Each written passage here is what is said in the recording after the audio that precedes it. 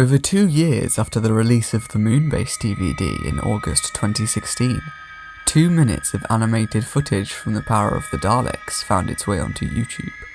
Speculation arose around the supposed leaked footage, especially due to its professional nature and that the BBC had it removed within 48 hours. A month later in September, the BBC confirmed the production of an internally produced, fully animated version of The Power of the Daleks for release in November, 50 years after the serial's initial broadcast. Come in and meet the Daleks. What? The Daleks.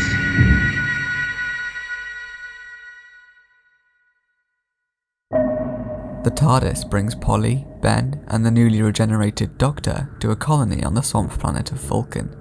Soon after arriving, the Doctor witnesses a brutal murder. Meanwhile, in another part of the colony, an ancient crashed space capsule has been discovered in the swamps.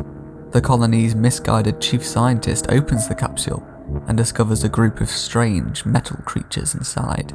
The decision to produce an animated production of The Power of the Daleks was not spontaneous. The idea began all the way back in 2006 after the first missing episode animation of the invasion. A short section of animated test footage was produced by Cosgrove Hall around a scene from the end of the story's first episode. This footage was produced by John Doyle and animated by Steve Mayer, both returning from the invasion. The test footage was well received. However, for unknown reasons, the project never went ahead. It certainly would have been interesting to see the studio that began it all have another go at a missing episode animation, but it seems that the 6-episode runtime was too much of an ask on such a small budget. After another false start, with David Bush and US animation studio Titmouse as mentioned in my Reign of Terror video, The Power of the Daleks was subject to yet another round of test footage. In around 2012, Australian studio Theta Sigma was successful in leading to renewed work on Doctor Who animation projects, but not on The Power of the Daleks.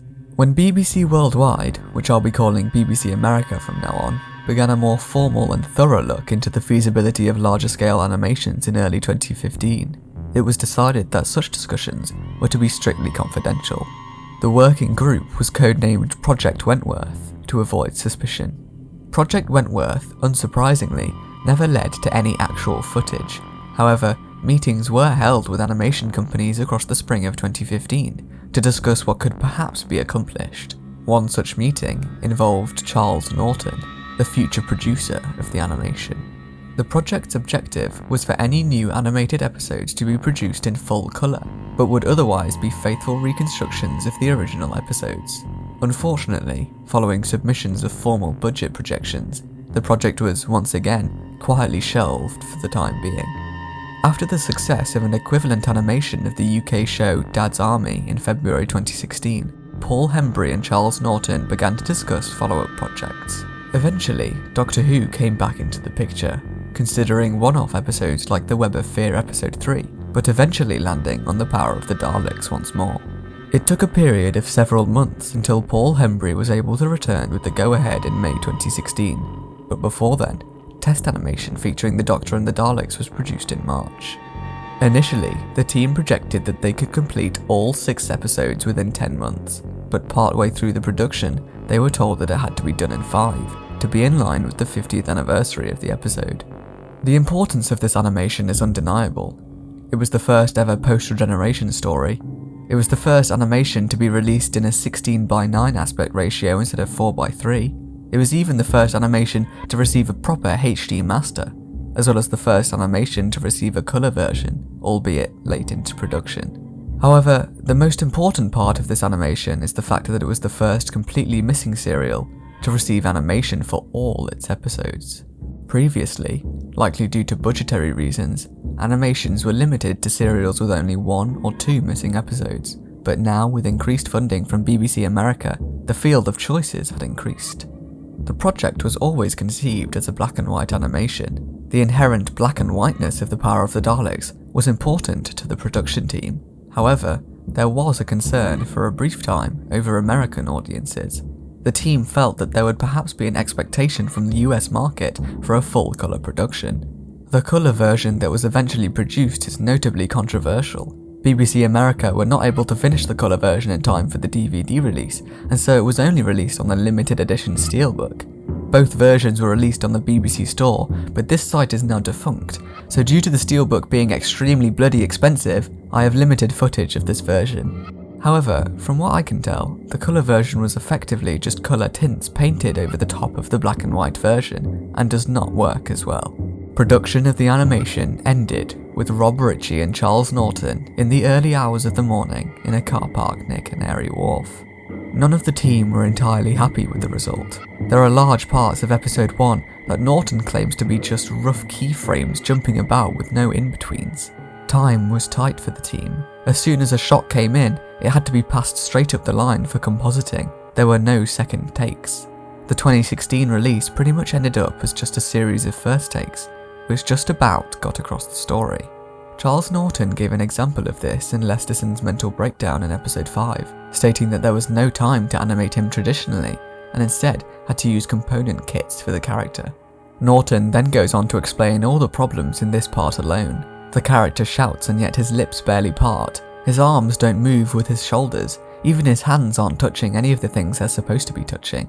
The shot of him flailing around in front of the Doctor's cell clearly needed a lot more work, with some more time spent redrawing the whole upper body area, but that would have thrown the team off schedule by more than a week, something they couldn't afford to do.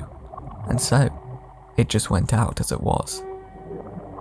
3 years on, in mid-2019, with another 2 animations having been produced in this time, Norton was told that the project was to be revisited. An opportunity to put right all those things that had been wrong with the original release. The idea of a special revisited edition of the serial was motivated by the fact that 2020 was the 100th anniversary of Patrick Troughton's birth.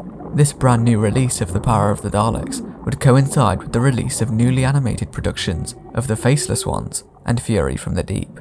The episodes that saw the most change were episodes 1 and 5. The team thought that there was little worth saving from the original first half of episode 1, so they approached the entire section again from scratch. The new and improved episode 1 animation was largely the work of Andy Gubber, who had been working on Doctor Who animation since the invasion in 2006. The changes in episode 5 are less noticeable. Most of the shots of Lesterson have been completely reanimated from scratch, benefiting massively by Martin Geraghty redrawing the character's every little move, giving Lesterson a much greater range of expression. Other moments that stand out include newly animated light spill and shading on Lesterson's face at the end of episode 4, and the Doctor's new entry into the capsule in episode 1. All in all, very few scenes were left exactly how they were in the 2016 release. Many modifications were running changes, like removing the tartan pattern from the Doctor's trousers. This was done to make the animation of the Doctor's legs more fluid, allowing the team to push the movement of the legs with more subtlety and believability.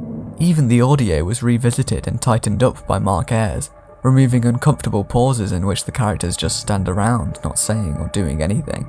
Controversially, a brief 16-second segment of episode 1 is omitted. Due to the complexity of the animation required, the animation team felt like they couldn't do the scene justice. The scene itself involves the Doctor doing a little jig while playing his recorder. Production of the special edition was significantly disrupted due to the global pandemic thing that happened. However, production still managed to conclude largely on schedule in the early spring of 2020, just a few weeks after the 100th anniversary of Patrick Troughton's birth. In the years of disappointment after the 2016 release, the BBC looked towards producing a much more unique animation, an animation of a story that's surrounded in intrigue, and one that spawned a plethora of different versions over the years. Thanks for watching. This one was definitely the most challenging so far, and I haven't even edited it yet at the time of recording. While writing this, I've realised how genuinely annoying some of the steelbooks are, especially for someone who is after them after the initial release. Some, like The Power of the Daleks and Sharda, have content that you can only get on there and are so much more expensive than the normal Blu-ray. Like for example, if I want to make a video, I'm sure I will, about the 2003 Sharda webcast with Paul McGann, I have to get like an 80 quid steelbook because the way they did it on the DVD is through Adobe Flash, which literally doesn't exist anymore. I also have a Patreon.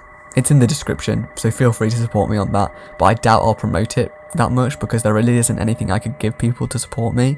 It would help, obviously, to make more and better videos, but I mean, I only have a few 250 subscribers-ish, so I'd be surprised if anyone did. I honestly wouldn't expect anyone anyway. It's just, but you can't blame me for trying. Anyway, rant over. Sorry about that. I'm Sam, and I'll see you next time.